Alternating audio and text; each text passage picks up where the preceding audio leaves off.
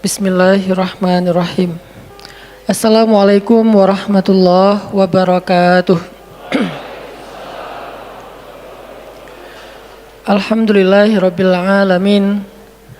Alhamdulillahilladzi arsala rasulahu bil huda wa dinil haq liyuzhirahu 'alad dini kullihi wa kafa billahi syahida. Asyhadu an la ilaha illallah wahdahu la syarikalah wa asyhadu anna Muhammadan abduhu wa rasuluhu la nabiyya ba'dah. Allahumma salli wa sallim wa barik ala sayyidina wa habibina wa nabiyyina Muhammad wa ala alihi wa sahbihi wa man tabi'ahu ila yaumiddin. Nahmadullaha ta'ala wa nashkuruhu la in syakartum la azidannakum wa la in kafartum inna azabi lasyadid.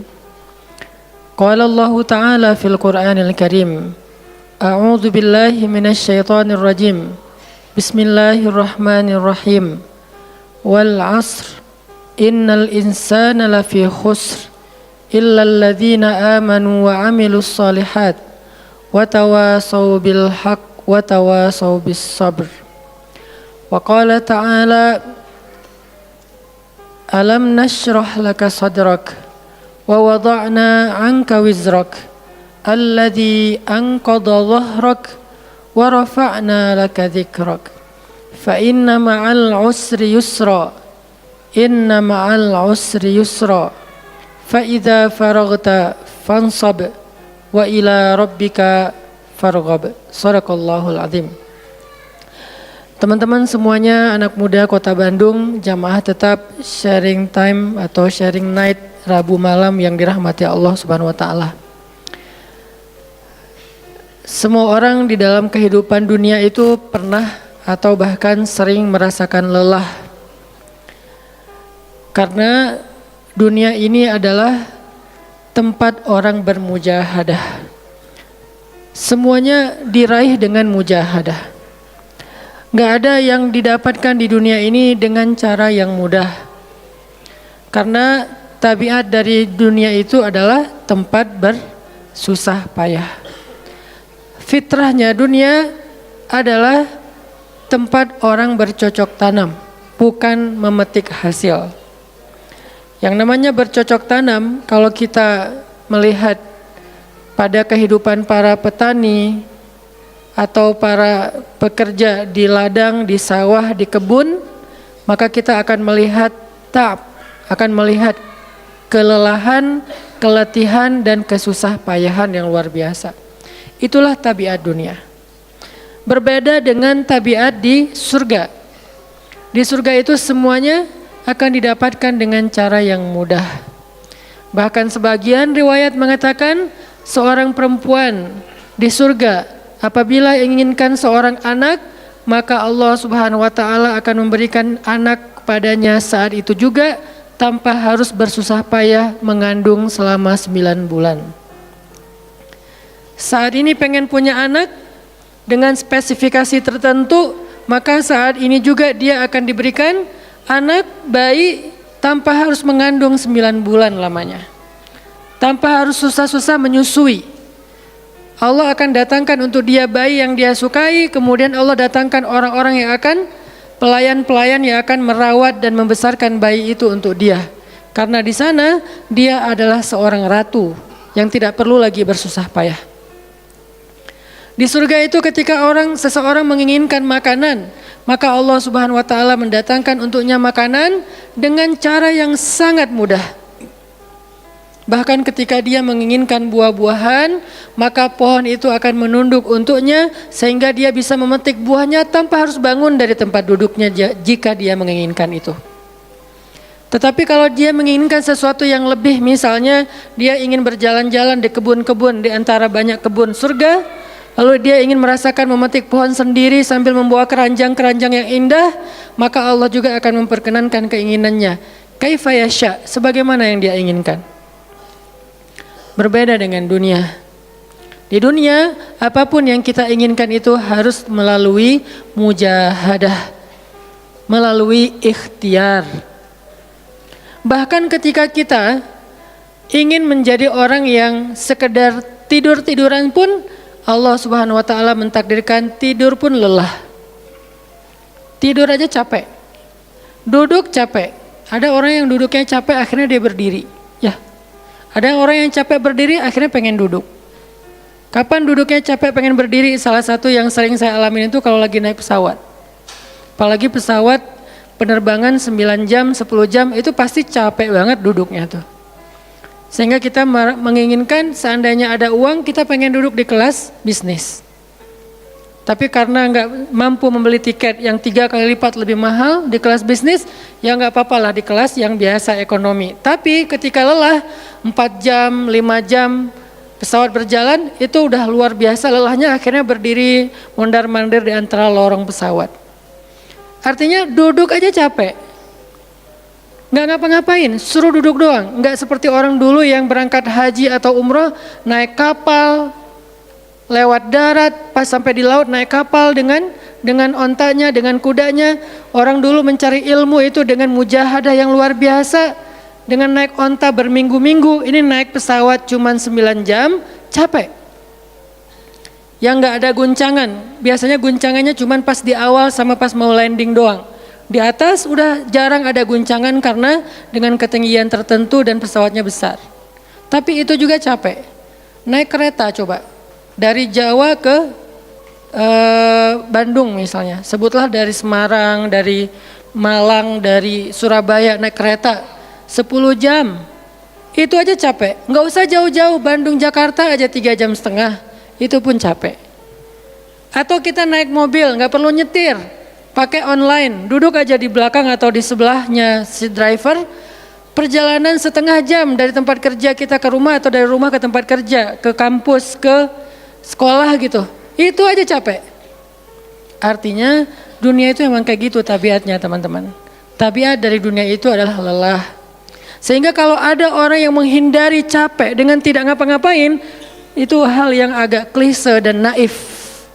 Bagaimana dia bisa menghindari lelah? Bagaimana dia bisa menghindari ta'ab? Bagaimana dia bisa menghindari bosan? Bagaimana dia bisa menghindari dalam keadaan susah payah? Sedangkan dia masih berada di sebuah tempat, bumi, dunia yang tabiatnya memang tempat bersusah payah dan lelah. Satu-satunya cara menghindari lelah yang tidak perlu lagi bersusah payah itu hanyalah masuk surga. Tetapi kan itu tidak terjadi sekarang, kita harus meninggal dulu dan kita belum mau. Ada yang mau meninggal masuk surga sekarang? Kalau dijamin sih insya Allah ya, masalahnya nggak ada jaminan. Kalau para sahabat enak, mereka dapat jaminan. Surga Bilal, sebelum Bilal meninggal, Rasulullah udah bilang, Bima sabaktani ilal jannah ya Bilal. Dengan apa kamu mendahului aku ke surga wahai Bilal? Dengan wudu dan sholat syukur wudu. Begitu juga nanti ada sahabat lain yang dijamin masuk surga bighairi hisab wala azab. Salah satunya adalah Ukasyah. Kalau kita tidak ada jaminan apapun di akhirat kecuali berikhtiar dan bermujahadah untuk bisa mendapatkan kebaikan sebanyak mungkin di sisi Allah. Sehingga alangkah naifnya seseorang yang menghindar dari ta'ab wal ham wal gham. Dia berusaha menghindar dari lelah, menghindar dari susah payahnya kehidupan, menghindar dari beban-beban hidup. Itu nggak bisa dilakukan karena kita masih berada di dunia. Yang perlu kita sekarang coba pilih adalah kita mau lelah untuk hal yang sia-sia? Apakah kita mau lelah untuk hanya bersenda gurau? Apakah kita mau lelah hanya untuk hal yang tidak ngapa-ngapain? Atau justru lelah kita itu untuk sesuatu yang mudah-mudahan beribadah kepada Allah? Makanya disebut dengan lelahnya menjadi lillah. Karena dua-duanya lelah. Ada orang yang pergi ke masjid lelah, capek pergi ke masjid. Tapi ada juga orang yang berbuat dosa, itu juga lelah. Memangnya kalau kita beribadah lelah terus berbuat dosa nggak lelah? Banyak orang yang berbuat dosa lelah dan kita pernah merasakan kehidupan seperti itu. Sehari, 2 hari, sebulan, setahun, 2 tahun, sampai kita benar-benar merasakan lelah banget dengan dosa. Di malam hari berbuat dosa, lelah, akhirnya tidur sepanjang siang. Di siang hari berbuat dosa, lelah, akhirnya tidur sepanjang malam. Lelah sama lelahnya. Antara orang yang beribadah dengan orang yang bermaksiat itu sama lelahnya. Bedanya apa? Yang satu, lelahnya akan diganjar, dibalas oleh Allah dengan kebaikan dunia dan akhirat. Yang satu lagi, lelahnya hanya akan disudahi dengan penyesalan. Sama-sama lelah. Bedanya, lelah yang pertama mungkin baru dirasakan hasilnya setelah itu. Lelah yang kedua seolah-olah bisa langsung dirasakan kesenangannya, tetapi kesudahannya adalah penyesalan. Makanya pada malam ini kita ingin merenungkan beberapa nasihat baik dari Al-Quran maupun hadis tentang bagaimana kita menjadi orang yang setiap hari tetap lelah, tetap banyak beban, tetapi beban itu mudah-mudahan menjadikan kita mendapatkan banyak kebaikan di sisi Allah. Makanya Nabi SAW bersabda dalam hadis riwayat Bukhari dan Muslim, "An-nasu ka'ibili mi'ah, la takadu tajidu fiha rahilatan." Manusia itu seperti 100 ekor onta. Manusia ka'ibili mi'ah, seperti 100 ekor onta. Yang harganya murah 50 juta, yang hidupnya untuk disembelih pada akhirnya nahar, disembelih. Onta itu kan kalau disembelih sambil dia berdiri ya. Kalau ayam, bebek disembelih sambil dipegangin atau diangkat. Kalau kambing dan sapi dibaringkan. Kalau onta disembelih itu sambil diberdirikan. Dia berdiri langsung disembelih. Itu onta. Artinya manusia ka'ibili mi'ah. Nabi itu menggambarkan onta karena onta ini punya banyak macam. Mungkin di Arab nggak ada ayam yang bermacam-macam. Akhirnya pakai bahasanya onta. Kalau di kita mungkin ada ayam potong, ada ayam kampung, dan segala macam, ada ayam jago. Kalau bebek ada mentok, ada apa? Bebek yang biasa, macam-macam kan. Di Arab mungkin nggak terlalu banyak variannya dan nggak terlalu akrab dengan kehidupan sehari-hari mereka. Yang akrab itu kambing, kuda, keledai, onta. Akhirnya Nabi mengatakan, "An-nasu ka'ibili mi'ah." Nabi seolah-olah mengambil sebuah perumpamaan. Dan perumpamaan ini bisa kita ganti dengan culture yang berbeda di setiap negara. Tetapi perumpamaan yang paling baik itu adalah onta. An-nasu ka'ibili mi'ah. Manusia itu seperti 100 ekor onta ibil. Onta potong. Yang hidupnya hanya untuk disembelih oleh tuannya, kemudian dagingnya dimakan atau dijual. Kenapa bisa begitu murahnya? Cuma 50 juta, 40 juta dan berakhir dengan disembelih? Karena onta ini hidupnya tidak istimewa. Dia hidup hanya untuk makan, minum, tidur dan berkembang biak. Cuman itu misi dari kehidupan dia. Makan, minum, tidur, berkembang biak. Udah itu doang. Setiap hari kerjanya makan aja. Lihat hewan ternak ngapain? Merumput aja setiap hari. Nggak ada hewan ternak yang tiba-tiba dia lagi ngapain? Lagi sholat? Nggak ada. Hewan ternak misalnya lagi ngebantuin tetangga? Nggak ada. Hewan ternak lagi menjenguk yang sakit? Nggak ada. Hewan ternak yang lagi menyelesaikan hajat saudaranya? Hewan ternak yang lagi dengerin curhat? Nggak ada. Kenapa? Karena tugas misi kehidupan mereka itu cuma diciptakan untuk makan, minum, tidur, berkembang biak, udah. Ini namanya kalau di antara onta namanya ibil. Yang hidupnya itu sesederhana itu. Nggak ada yang rumit, nggak ada yang terlalu berlebihan. Dan an-nasu, manusia secara umum mirip dengan ibil. An-nasu ka'ibili mi'ah. Jadi kalau kita bandingkan dari 100 orang itu hampir semuanya seperti ibil. Misi hidupnya itu hanya untuk dirinya. Gimana caranya biar bisa makan, gimana caranya biar bisa istirahat dengan nyenyak tidur, gimana caranya biar punya keluarga, berkembang biak, punya keturunan, dan kemudian dengan keluarganya dia punya family time. Kapan liburan, makan di rumah, jalan segala macam. Cuman itu misi dari kehidupannya. Sehingga Nabi menyebut mereka yang misi kehidupannya hanya dirinya dan keluarganya, ka'ibili mi'ah, seperti 100 ekor onta. Kurang istimewa. Orang yang hidupnya hanya untuk dirinya dan keluarganya itu kurang istimewa. Sehingga disebut dengan ibili mi'ah, 100 ekor onta. Tapi enggak hina, tidak rendah, tidak mungkin melenceng, sesat segala macam, enggak. Dia tetap tidak haram, tidak najis.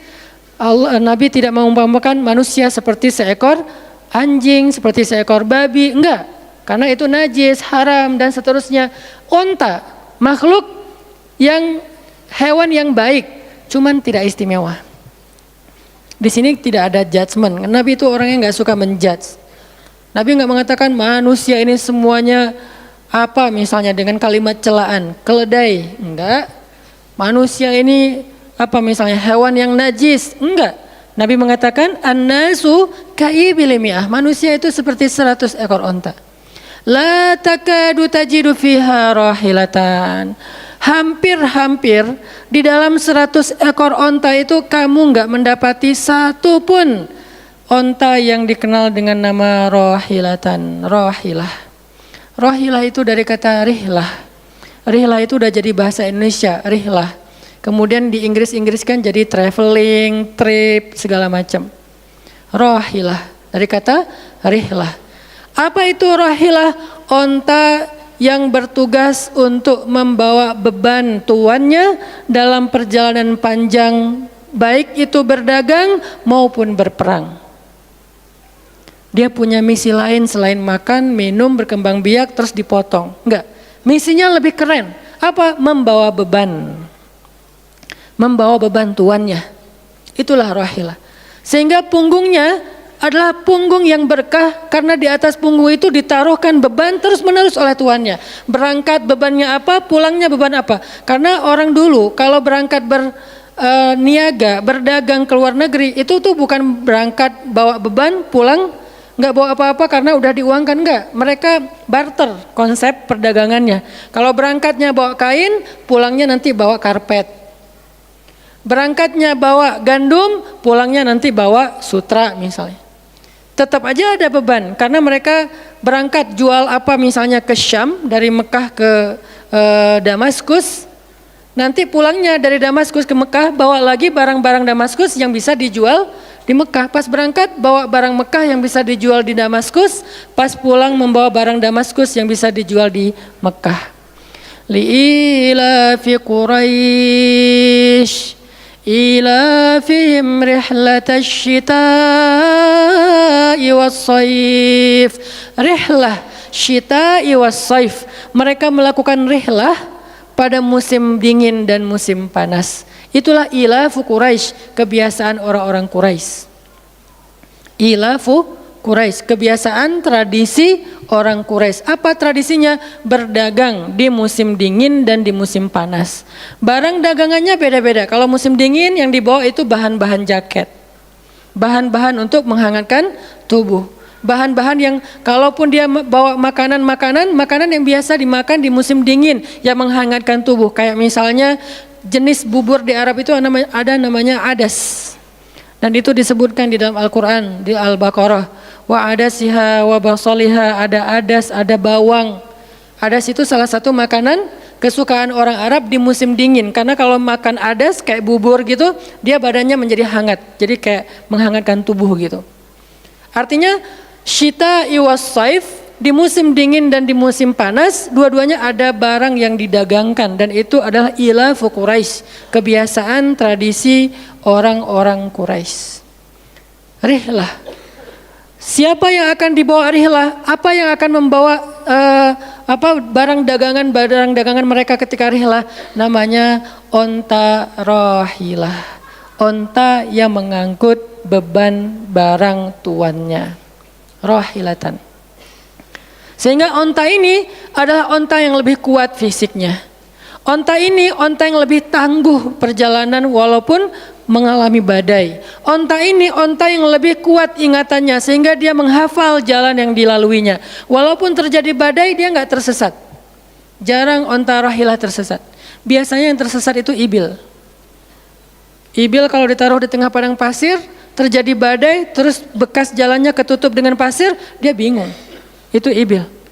Sehingga kalau kita baca cerita-cerita tentang orang yang tersesat di padang pasir, rata-rata istilahnya kalau enggak jamal ya ibil. Kalaupun ada onta rahilah yang tersesat, berarti badainya parah banget. Kalau ada hadis onta rohilah tersesat, berarti badainya parah banget. Artinya rohilah ini ingatannya kuat.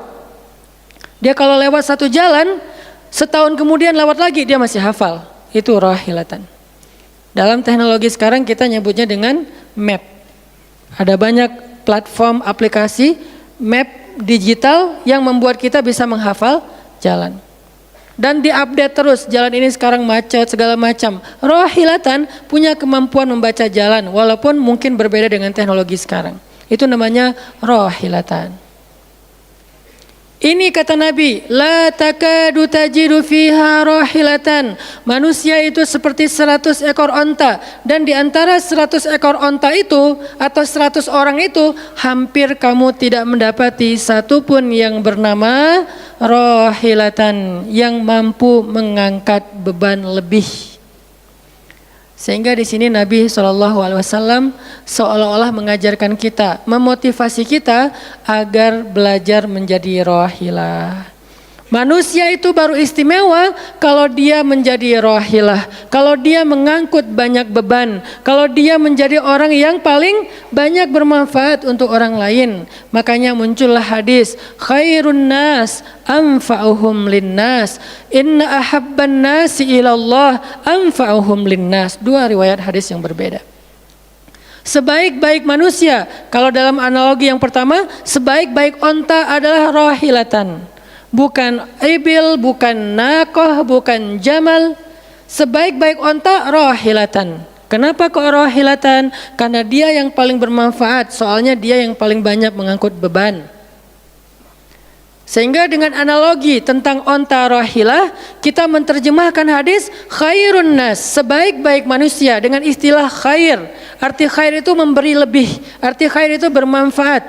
Khairun nas anfa'uhum linnas, sebaik-baik manusia yang paling bermanfaat untuk orang lain. Dalam riwayat yang lain, inna ahabban nasi ilallah, sesungguhnya orang yang paling dicintai Allah di antara manusia, anfa'uhum linnas, yang paling bermanfaat untuk orang lain. Itu yang paling dicintai Allah di antara manusia. Muncul lagi hadis yang mirip, inna ahabbal a'mali ilallah sururun tudkhiluhu ala qalbi muslim. Sesungguhnya perbuatan, amal soleh, aktivitas, pekerjaan yang paling disukai Allah di antara yang kita lakukan dalam kehidupan sehari-hari adalah membahagiakan hati orang lain. Ini semuanya hadis-hadis yang memiliki makna yang sama, yaitu menjadi pengangkut beban. Lelah Ustadz, lelah. Enggak ngangkut beban, lelah juga. Ngangkut beban, lelah juga. Cuman bedanya, orang yang lelah tanpa mengangkut beban, hidupnya penuh dengan keluh kesah, tidak ada yang menghargai, tidak dimuliakan, akhirnya dia ngeluh. Ada kan banyak orang yang ngeluh karena merasa dirinya nggak dihargai orang lain. Tetap aja ngeluh. Ada juga yang ngeluh karena terlalu banyak beban. Padahal dua-duanya sama-sama ngeluh, kenapa nggak memilih yang lebih baik? Memangnya kalau kita nggak ngangkut beban, kita nggak akan berkeluh kesah, ngeluh. Ngeluhnya mungkin bukan capek, ngeluhnya nggak ada yang hargai. Dan itu udah sunnatullah, kalau kita pengen dihargai, pengen dimuliakan, kita harus menjadi orang yang paling rohilah, yang paling banyak ngangkut beban. Nggak bisa kita jadi ibil tapi pengen diperlakukan seperti rohilah, itu nggak bisa. Kita tuh ibil, hidupnya untuk diri sendiri, nggak bantu siapa-siapa, nggak peduli dengan siapa-siapa, harta kita nggak bermanfaat untuk orang lain, pikiran kita nggak bermanfaat untuk orang lain, lisan kita tidak bermanfaat untuk orang lain, wawasan kita tidak bermanfaat untuk orang lain, apalagi tenaga kita nggak bermanfaat untuk orang lain, skill kita nggak bermanfaat untuk orang lain, semua tentang diri kita hampir tidak bermanfaat untuk orang lain, lalu kita ingin dihargai seperti orang yang paling bermanfaat. Ini naif, klise, nggak ada seperti ini, bukan sunnatullahnya. Karena seseorang itu diberi balasan sesuai dengan mujahadah. Al-jaza ala qadril masyaqqah, balasan tergantung susah payahnya dalam berikhtiar. Siapa yang mujahadahnya lebih, maka rewardnya lebih, jazanya lebih. Jadi saya kadang-kadang ngerasa, dulu saya juga pernah merasa kayak gitu. Kenapa kok dia dihormati saya enggak? Kita enggak boleh cemburu tanpa alasan. Seolah-olah misalnya harusnya hormati semua orang dong, nggak bisa. Itu udah fitrah manusia dan sunatullah dalam kehidupan di dunia. Kalau kita pengen dihormati orang, kita harus menjadi rohilah. Kalau kita pengen dihargai orang, kita harus jadi rohilah. Nggak bisa kita berharap dihargai oleh pasangan kita atau calon pasangan kita, tapi kita nggak punya tanggung jawab, nggak bisa. Kalau teman-teman pengen dihargai oleh pasangan halalnya, teman-teman harus mengangkat tanggung jawab yang lebih berat daripada dia. Kalau dia yang capek, kita leyeh-leyeh aja di rumah, tapi kita minta dihargai, saya kan suami. Suami itu bukan status, suami itu peran. Ada orang dia jenis kelaminnya perempuan, tapi dia suami. Kenapa? Karena dia mengambil peran laki-laki. Dan itu saya melihat banyak perempuan seperti ini, hebat dan memalukan bagi suaminya. Di beberapa tempat saya melihat suaminya di pagi hari nggak kerja, cuma nongkrong-nongkrong aja di warung, ngopi juga itu ada uangnya, giliran untuk nafkah keluarga dia nggak punya uang, untuk ngopi, untuk rokok dia punya uang, untuk anaknya nunggak sekolahnya, untuk anaknya makanannya seadanya. Sehingga karena ini udah berjalan bertahun-tahun, akhirnya istrinya udah nggak sanggup lagi berharap kepada dia, minta cerai juga nggak dicerai-ceraikan, akhirnya istrinya ikhtiar sendiri. Istrinya jadi pembantu rumah tangga, istrinya jadi kerja ke luar negeri. Saya beberapa kali ke Hong Kong, hampir tiap 4 bulan sekali ke Hong Kong, dan selalu mendengar cerita teman-teman di Hong Kong, para pejuang-pejuang di Hong Kong itu kan 99%-nya perempuan ya. Hong Kong itu 99% lebih perempuan. Beda kan sama Taiwan, Korea itu laki-laki dan perempuan agak imbang lah. Tapi kalau Hong Kong itu bisa dibilang dari 100 pekerja 99 orangnya bahkan lebih adalah perempuan. Dan semua mereka punya masalah yang hampir sama di negerinya, di kampungnya. Masalahnya mereka terpaksa untuk berangkat ke luar negeri karena ada yang demi membiayai sekolah anak-anaknya, single parent. Kemana suaminya? Suaminya pergi dan tidak bertanggung jawab. Atau suaminya ada tapi tidak mampu mencari nafkah. Terpaksa dia kerja ke luar negeri dengan segala macam resiko. Dan banyak banget kasus di Hong Kong. Siapa juga yang mau jauh-jauh dari keluarganya, apalagi punya anak masih kecil ya. Kemarin kita baru dengar cerita seorang anak yang harus merawat ayahnya yang sakit kanker gara-gara di rumahnya nggak ada siapa-siapa, ibunya berjuang di luar negeri. Kenapa? Karena suaminya sakit. Kalau ini masih bisa kita pahami lah. Tapi kemana pamannya misalnya? Kemana misalnya kakaknya? Nggak tahu punya kakak atau gimana? Nggak tahu kondisi pamannya. Yang jelas bahwa ternyata kita itu dihargai itu bukan karena kita berstatus suami. Kita dihargai karena kita berperan sebagai suami, bukan berstatus sebagai suami. Kalau suami pengen dihargai, ambillah peran suami. Laki-laki pengen dihargai, ambillah peran laki-laki. Apa peran laki-laki? Tanggung jawab. Ambil sebanyak mungkin. Kalau kita udah menikah, tanggung jawab kita itu kalau mau lebih, jangan cuma istri. Ambil keluarga istri untuk kita ambil tanggung jawabnya. Adiknya istri, mungkin keluarga istri kita nggak mampu, adiknya kita sekolahin. Mertua sakit, kita biayain. Nanti siapa lagi? Keluarga besarnya ada masalah, kita biayain, kita hutangin. Kalau misalnya kita nggak sanggup memberikan hadiah atau sedekah, ambil amanah, tanggung jawab itu ambil semampu kita. Itulah contoh Rasulullah SAW. Makanya Nabi ketika sudah menikah dengan Khadijah, yang tinggal di rumah Nabi itu bukan cuma anak kandung beliau. Ada anak angkatnya Zaid bin Harithah, ada sepupunya Ali bin Abi Thalib, ada banyak lagi keluarga besar Khadijah yang tinggal bersama Nabi. Sehingga rumah Nabi itu adalah rumah yang banyak sekali orang-orang yang ditampung oleh beliau. Itu yang disebut dengan anfa'uhum linnas, ambil tanggung jawab yang besar. Sehingga Khadijah tuh respect banget sama sosok Nabi Muhammad. Bahkan sebelum Nabi dapat wahyu, sehingga gak disebut Nabi, respect sama sosok seorang Muhammad. Apalagi setelah beliau dapat wahyu, beban beliau bukan lagi keluarganya sekarang, beban beliau adalah umatnya. Yang diurus oleh Nabi bukan lagi keluarga sekarang setelah dapat wahyu, umat. Dan umat di sini lintas nasionalisme. Ada yang datang dari Persia, namanya Salman Al-Farisi. Ada yang datang dari Romawi, namanya Suhaib Ar-Rumi. Ada banyak sahabat-sahabat yang lintas kabilah, bukan hanya orang Quraisy. Ada yang datang dari Yaman, termasuk Sumayyah dengan Yasir, keluarga yang pertama syahid dalam Islam. Ini dari Yaman. Kemudian pindah lagi ke Madinah yang bukan orang-orang Quraisy. Di sana ada Bani Mudhar dari kabilah Aus dan Khazraj, nanti berkembang lagi sampai ke Asia, Eropa dan seterusnya. Inilah bebannya Rasulullah sallallahu alaihi wasallam. Sehingga Allah menyebutnya dengan istilah rahmatan lil alamin. Rahmah. Tahu arti rahmah? Rahmah itu kasih sayang. Maksud kasih sayang memberi sayang. Kasih sayang, bukan minta disayangi. Jadi kalau kita mau berkasih sayang, ya kasih sayangnya, jangan sayangi saya dong. Itu bukan kasih sayang, namanya terima sayang. Bukan kasih sayang, terima sayang, minta sayang. Itu namanya bukan rahmah, bukan mawaddah. Yang namanya rahmah kasih sayangnya. Kalau kita nggak punya sayang, berarti kita nggak punya rahmah. Apa bentuk sayang kita? Perhatian. Apa bentuk sayang kita? Perasaan. Apa bentuk sayang kita? Dengan harta. Itu sayangnya. Dan Nabi, wa ma arsalnaka illa rahmatan lil alamin. Tidaklah kami mengutus engkau Muhammad kecuali untuk menjadi kasih sayang kepada alamin. Arti rahmah dalam tafsiran yang lebih luas menyelesaikan hajat manusia seluruh alam. Seluruh alam.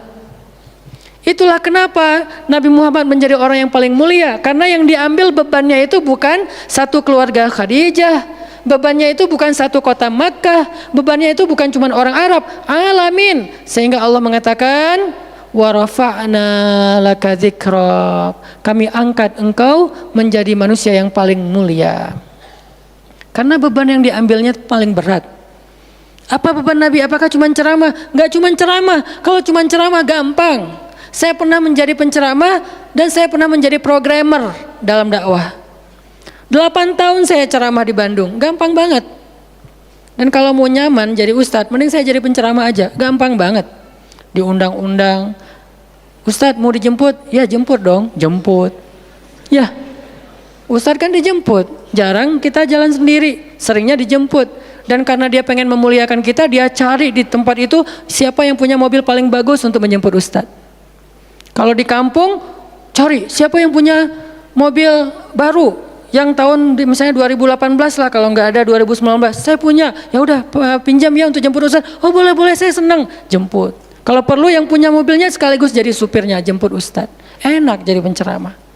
Jemput, tunggu di depan rumah, nggak langsung ketok. Kenapa? Nggak enak mau ngetok, biar ustaznya santai aja. Ustaznya keluar, dibukain pintu. Terserah mau duduk di depan, duduk di tengah. Kalau ustadznya duduk di tengah, nggak ada yang di sebelahnya, kosong. Mau goler-goler, mau jungkir balik, bebas. Ustadz. Saya pernah ngalamin masa kayak gitu. 8 tahun, mudah banget. Diundang-undang, semua wajah tersenyum. Nggak ada yang cemberut, namanya juga ustadz. Selamat datang ustadz, alhamdulillah bisa ketemu sama ustadz, silakan. Duduk dikasih makanan yang paling baik. Dihidangkan segala macam, minuman aja 5 jenis. Sampai bingung nih mana yang mau diminum. Ustadz mau apa? Kadang-kadang beberapa teman-teman panitia yang sangat udah pro banget nanya. Ustadz itu nanya ke asisten lah atau siapa manajemen, kalau dia punya manajemen. Ustadz itu sukanya makanan apa? Disediakan makanan kesukaan ustadz. Kalau ke Bandung ustadz senangnya makan apa? Disediakan makanan khas Bandung kesukaannya ustadz. Dicari dari restoran terbaik yang ada di kota itu. Ini perlakuan terhadap ustadz, nyaman banget kalau ceramah tuh. Ceramah berapa lama? Terserah ustadz. Kalau lagi mood 3 jam. Kalau enggak lagi mood 45 menit. Ustadz kok ceramahnya cuma sebentar? Saya lelah sekali. Oh enggak apa-apa ustadz, istirahat ya ustadz, sehat terus ya ustadz. Doain. Pulang dianterin. Maaf dikasih amplop, transport segala macam. Kadang-kadang wah ngasihnya cukup untuk 2 bulan makan. Masya Allah enak. Kalau cuman yang disebut dengan rahmatil alamin itu cuman ceramah, itu bukan rahmatil alamin. Walaupun itu salah satu kebaikan. Tapi kemudian setelah 8 tahun saya berdakwah dengan ceramah, saya mengubah konsep dakwah saya menjadi programmer. Memprogram masjid. Al-Latif. Saya ngomong dengan Pak Iman beri saya kesempatan memprogram Al-Latif, bikin gerakan, bikin dakwah. Bukan masjid yang memprogram, kemudian ustadz mengisi, itu salah. Menurut saya, Keliru kalau masjid membuat program, ustadz cuma mengisi program itu. Keliru. Ustadz yang program, masjid fasilitasi, nanti insya Allah akan berkah. Alhamdulillah Pak Iman, Ketua DKM Al-Latif sepakat. Ya udah Ustadz silakan, mangga, dikasih waktu 2 tahun. Kalau nggak ada perubahan diambil alih. Dalam 2 tahun kita coba program dari awal, bikin gerakan anak muda, pemuda hijrah lahir waktu itu. Mulai programming, gimana caranya biar masjid rame. Dari yang cuma 20 orang kajian setiap Rabu malam, dari dulu udah Rabu malam. Yang hadir berapa orang? 20 orang. Kalau Persib lagi main, libur. Semua pada nonton. Malah sering lagi libur. Kadang-kadang Persib nggak main. Terus yang main siapa? Yang main Piala Eropa kah, Piala Champion kah, Liga Eropa, Piala Dunia, libur. Akhirnya berkembang pelan-pelan jadi setengah masjid, satu masjid, membludak keluar masjid sampai ke Jalan Cendana. Akhirnya pindahlah ke masjid ini. Kenapa? Karena udah nggak nampung, nggak enak juga dengan tetangga, karena parkirnya kemana-mana. Kan kita pindah ke sini karena Al-Latif nggak nampung. Nah, ketika dakwah berubah menjadi programmer, bebannya beda. Udah nggak kayak dulu, enggak, beda. Pergi taklim, pergi sendiri. Bahkan berkorban dengan harta sendiri, bareng-bareng dengan teman-teman. Semuanya lelah, kita meeting sampai tengah malam. Emangnya gampang membuat tren hijrah? Nggak mudah teman-teman. Kita harus meeting, mikirin. Sekarang tambah lagi beban yang lain, Barisan Bangun Negeri. Para ustadz berkumpul, bikin gerakan bersama. Kita bikin Barisan Bangun Negeri, dikasih amanah untuk jadi amirnya, mikirin apa yang harus kita lakukan. Program pertama saya bilang less waste, isu lingkungan. Kenapa? Kita pengen jadiin masjid sebagai 911. Tapi pelan-pelan, nggak bisa langsung. 911 ini nanti kalau ada masalah di masyarakat, tetangga masjid yang ditelepon masjid. Anak saya sakit, telepon masjid. Ada yang meninggal, telepon masjid. Ada yang pingsan, telepon masjid. Ada yang baru diputusin, telepon masjid. Sampah ini udah darurat. Bandung ini hanya batas deadline penanganan sampah kita kalau kata Pemkot itu sampai 2023. Kalau kita nggak punya alternatif, ini akan jadi masalah besar. Jakarta, saya kemarin ke Jakarta sampai 2022, lebih cepat sedikit daripada Bandung. Artinya mereka hanya bisa menampung sampah sampai 2022. Sisanya kalau nggak ada solusi alternatif, maka akan terjadi masalah besar, tumpuk sampah di depan rumah masing-masing selama nggak usah sebulan, seminggu aja gimana rasanya? Nggak ada yang ngambil sampah di depan rumah kita, seminggu aja. Petugas sampah nggak ngambil sampah di depan kos-kosan, di depan rumah. Sehari telat aja itu udah nggak enak, apalagi seminggu, sebulan, setahun, jadi gimana? 2022, kota-kota besar rata-rata terancam dengan bom waktunya sampah. Kita angkat less waste supaya masjid menjadi salah satu media komunikasi antara Pemprov, Pemkot, pemerintah kepada publik. Kenapa? Soalnya trust publik kepada masjid itu bagus. RT RW bikin program pungut sampah edukasi dan campaign tentang sampah, yang datang sedikit. Kalau RT RW bikin program, hari Minggu yuk kita bikin gerakan pungut sampah, sedikit yang datang. Tapi masjid bikin taklim, yang datang ribuan, apalagi 2-3 tahun terakhir, alhamdulillah luar biasa. Sehingga masjid punya potensi untuk mengkomunikasikan masalah ini kepada publik. Saya ajaklah teman-teman, yuk kita bikin isu sampah dimulai dari masjid. Jalan 2, Bandung, Bintaro udah jalan. Next mau kita jalankan di Jogja, di Malang, dan di Pontianak. Seluruh masjid di Indonesia. Programming, mikir, harus ketemu dengan beberapa orang, dan habis waktu saya dalam beberapa tahun terakhir bukan untuk dakwah tablik, makanya udah jarang ceramah. Teman-teman kalau ngelihat ceramah Hanan Attaqi di Bandung cuma sekali seminggu, itu juga kalau nggak libur ya. Kajian Rabu malam. Ustaz Hanan selain Rabu malam ngapain sih? Ustaz kosong nggak? Kosong, saya bilang. Kenapa nggak mau ngisi jadwal? Kosong dari taklim tapi nggak kosong dari aktivitas.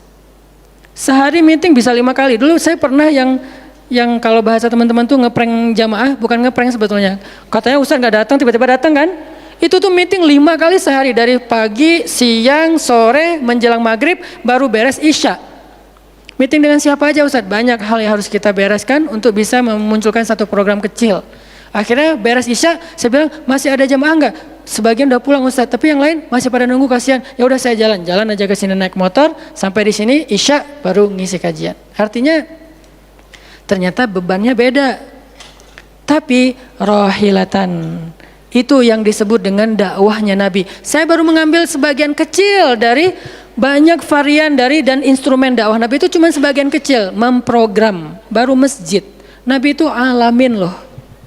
Gimana mengubah kota Makkah yang dulunya kemusyrikan merajalela, perzinahan merajalela, kemudian anak perempuan dibunuh karena dianggap membawa sial, riba luar biasa, banyak yang dibunuh gara-gara gak mampu membayar hutang, dan perbudakan, dan banyak lagi masalah sosial. Bukan hanya masalah akidah dan ibadah.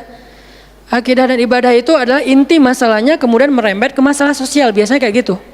Kalau akidahnya melenceng, biasanya sosialnya rusak. Walaupun gak selalu kayak gitu juga sih. Karena ada di beberapa negara yang akidahnya mereka syirik, tapi sosialnya bagus. Walaupun ada problem sosial lain yang mungkin gak perlu dibahas di sini. Yang jelas awalnya berawal dari kemusyrikan, kemudian berkembang menjadi masalah ekonomi, sosial, dan seterusnya. Nabi menyelesaikan masalah kota Mekah. Gimana caranya? Mekah yang tadinya kota yang jahiliyah menjadi kota Islamiyah, kota yang Rabbaniyah, kota yang penuh dengan kebaikan. Madinah yang tadinya kota yang penuh dengan sampah, Yathrib berubah menjadi kota Munawwarah. Sekarang udah nyampah lagi. Di zaman Nabi itu benar-benar Madinah Munawwarah. Sekarang mungkin nggak sebagus di zaman Nabi, cuman bangunannya doang yang megah, tapi secara lingkungan, secara sosial nggak sebaik zaman dulu lah. Kalau bangunan itu kan bukan indikasi peradaban ya. Karena kita pernah mengalami masa peradaban Islam yang keren, nggak ada tuh bangunan pencakar langit seperti Dubai. Kita di Dubai bangunan pencakar langit, tetapi secara peradaban ada masalah di Dubai, terutama masalah sosial. Di Arab Saudi masalah lingkungannya luar biasa, salah satu penghasil sampah 10 besar di dunia. Kalau untuk masalah sampah organik termasuk 5 besar di dunia. Artinya makan sering dibuang-buang. Makanya sampah organiknya paling banyak, waste-nya paling banyak. Itu yang diselesaikan oleh Nabi di kota Mekah dan Madinah, kemudian berkembang di kota-kota lain sampai ke Irak, sampai ke Syam, sampai ke Mesir, sampai ke Eropa, sampai ke Turki, sampai ke Afrika, bahkan sampai ke Nusantara. Rahmatan lil alamin. Rahmah bukan cuma ceramah. Kalau ceramah, Nabi lebih jago dari siapapun. Orang siapapun yang berceramah itu kopas dari Nabi kan? Ada yang ceramah nggak kopas dari Nabi? Nggak ada. Kopas dari Nabi Musa? Enggak, kecuali diriwayatkan dari Nabi Muhammad, kemudian baru Nabi Muhammad meriwayatkan dari Nabi Isa dan Nabi Musa. Semuanya kopas, copy paste dari Rasulullah SAW. Artinya kalau mau ceramah, bahan Nabi itu banyak banget.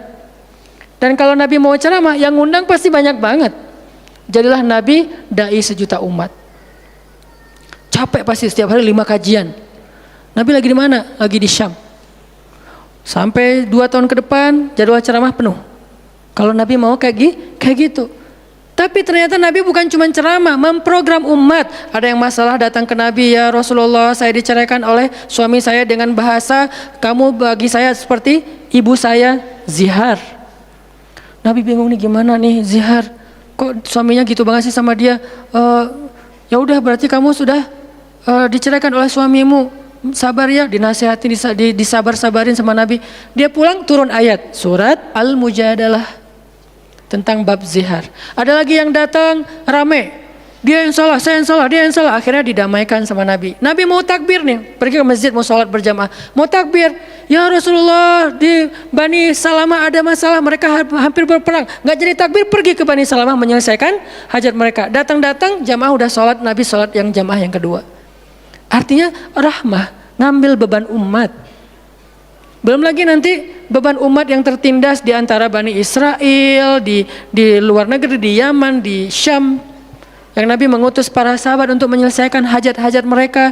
Makanya Nabi mengatakan, siapa yang datang kepada saudaranya untuk menghilangkan masalahnya, maka Allah akan menghilangkan masalah orang ini nanti di akhirat. Makanya beban Nabi itu berat banget teman-teman. Kalau kita baca sirah Nabi, luar biasa, Nabi itu lelah banget. Sampai para sahabat meriwayatkan Nabi itu dulu sebelum dapat wahyu, beliau seger gitu. Setelah dapat wahyu tetap ganteng, tetap keren, karena memang aslinya udah dari sononya keren ya. Cuman udah ada guratan lelahnya tuh terasa di wajah beliau. Lelah banget. Sampai Nabi itu pernah sampai Allah bilang gini, "Fala'allaka bakhi'un nafsaka 'ala atharihim." Hampir saja engkau mencelakai dirimu gara-gara mereka. Apa maksudnya? Kok Nabi hampir mencelakai dirinya gara-gara mereka, itu maksudnya apa? Saking terbebannya Nabi dengan kondisi umat, hampir-hampir Nabi itu sakit keras, hampir-hampir Nabi itu binasa, celaka, meninggal demi mikirin nasib umat. Kayak gitu banget coba. Itu namanya rohilatan. Kita belum sanggup untuk memikul beban umat sedunia. Makanya minimal kalau kita nggak ngambil beban umat sedunia dengan tangan kita, minimal dengan pikiran kita aja. Kita mikir nggak sih nasib Palestina? Atau kita masih nganggap bahwa itu beda negara? Kalau beda negara oke. Apakah kita memikirkan mereka karena kemanusiaan? Masa kita mau bilang mereka bukan manusia? Kan sama-sama manusia. Harusnya kita merasakan apa yang dia rasakan karena kita sama-sama manusia, punya perasaan yang sama. Kalau kehilangan akan sedih, kalau melihat kezoliman juga nggak akan kuat, kalau dizolimi juga akan sakit. Kita mikir nggak tentang Palestina? Kita mikir nggak nasib Suriah? Kita mikir nggak nasib Rohingya? Kita mikir nggak nasib Yaman? Apakah gara-gara kita mikir tentang mereka lantas kita jadi radikal dan teroris? Sejak kapan kita memikirkan nasib orang yang tertindas tiba-tiba jadi radikal? Apakah orang yang tidak memikirkan orang lain hanya dirinya sendiri berarti orang yang baik? Justru makin banyak kita mikirin nasib mereka, kita makin rohilatan walaupun belum sanggup menyelesaikan hajat mereka, mikir doang. Dengan kita lihat postingan yang terakhir di Idlib, bagaimana anak bayi kehilangan kakinya gara-gara kena bom dari tentara Rusia. Kita belum sanggup ngasih solusi sebagai pribadi maupun sebagai bangsa, belum sanggup. Pertama jaraknya jauh, kedua memang kita juga belum punya kemampuan untuk itu. Tapi kita berharap suatu saat Indonesia ini harus sanggup menyelesaikan masalah dunia. Kenapa? Kita ini punya potensi peradaban, bangsa yang besar. Masa kita mau jadi kerdil terus ngikutin bangsa lain? Kita ini bangsa besar, umat Islam terbesar di dunia. Dan orang Indonesia itu pinter-pinter, profesornya banyak, saintisnya banyak, orang kayanya banyak, keren Indonesia nih. Kenapa Indonesia yang keren kayak gini cuma ngurus diri sendiri aja nggak bisa? Harusnya ngurus dunia bukan ngurus diri sendiri. Itulah Islam yang sebenarnya.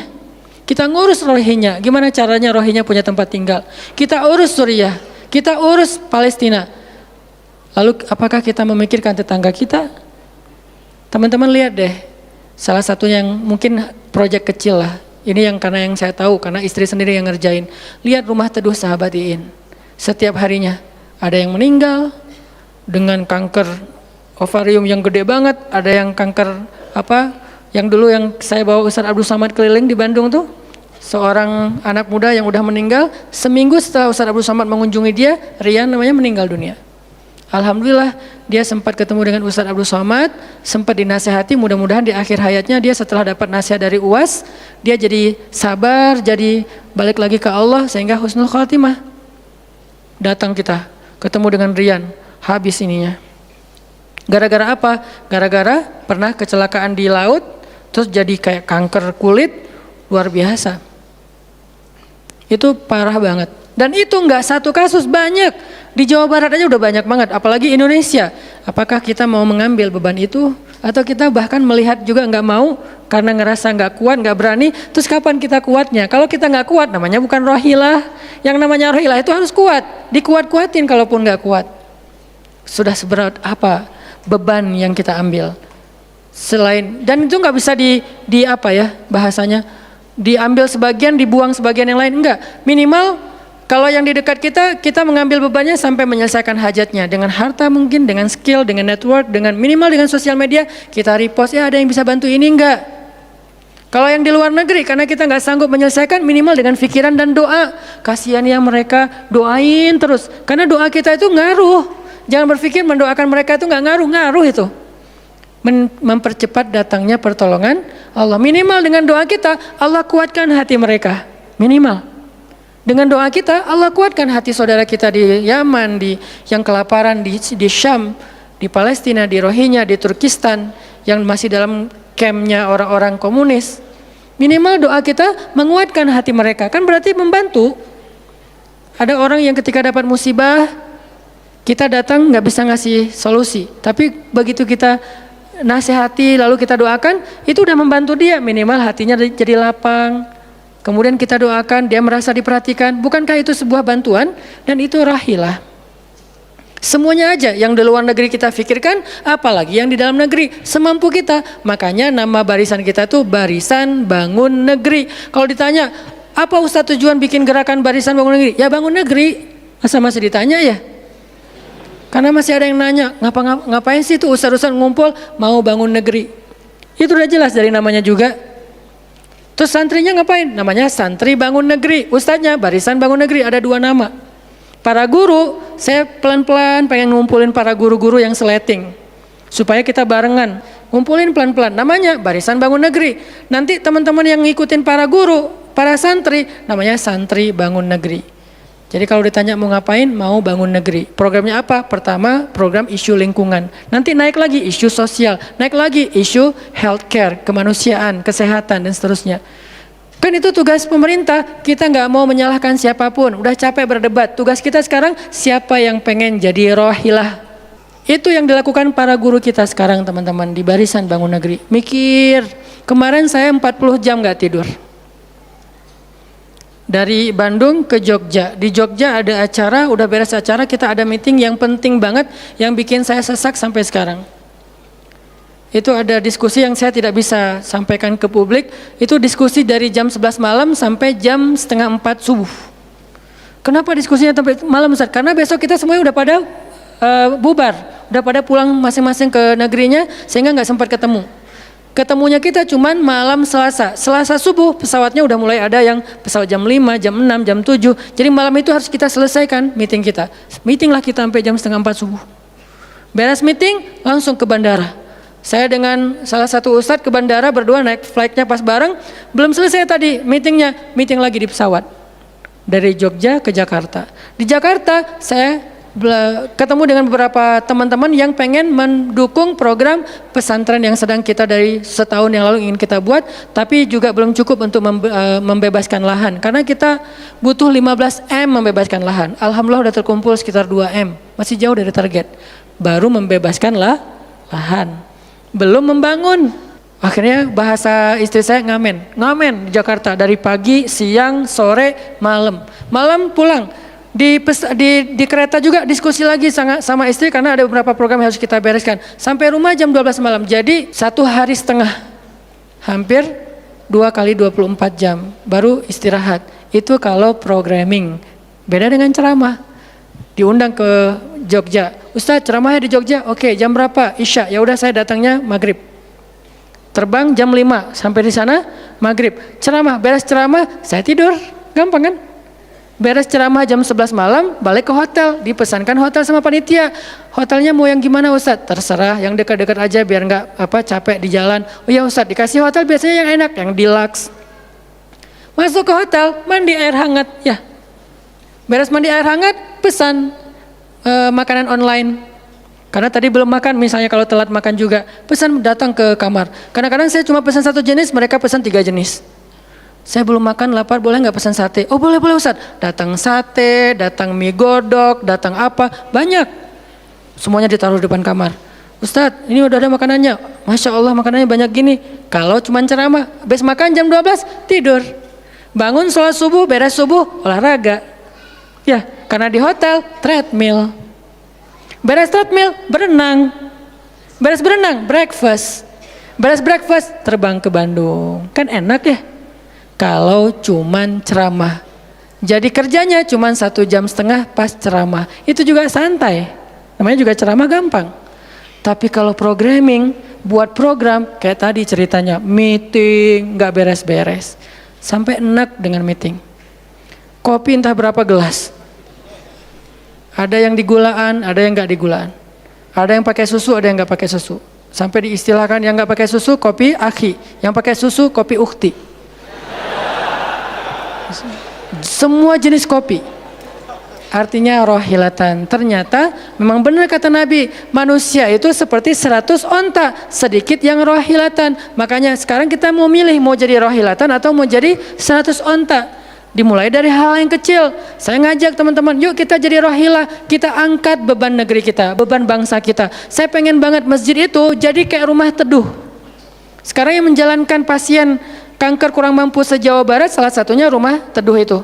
Yang sekarang ada 15 rumah dengan sekitar 300 pasien. Yang setiap kali operasi itu 40 juta. Karena kalau pakai BPJS antrinya setahun. Sehingga harus pakai jalur normal. Dan beberapa di antara mereka belum sanggup untuk membayar cicilan BPJS sehingga nunggak nggak bisa pakai.